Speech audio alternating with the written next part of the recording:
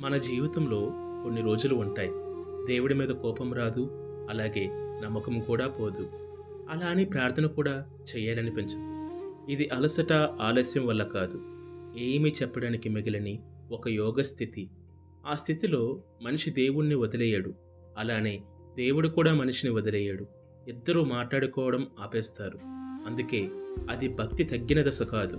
దానిని భక్తి మాటలు దాటిన దశ అంటారు. అక్కడ ఏ వరాలు అడగం, ఏ సమాధానాలు వెతకం. కేవలం మౌనంగా ఉండటం మాత్రమే నేర్చుకుంటాం. అదే దశలో మన జీవితంలో పెద్ద పెద్ద నిర్ణయాలు తీసుకుంటాం. ఎందుకంటే అక్కడ భయం మాట్లాడదు, కేవలం అవసరం మాత్రమే మాట్లాడుతుంది. అందుకే కొన్ని నిశ్శబ్ద రోజులు మన జీవితాన్ని ఎక్కువగా మార్చేస్తాయి. మీకు కూడా ఇలా ఏమీ చెప్పలేని దశ ఎప్పుడైనా వచ్చిందా?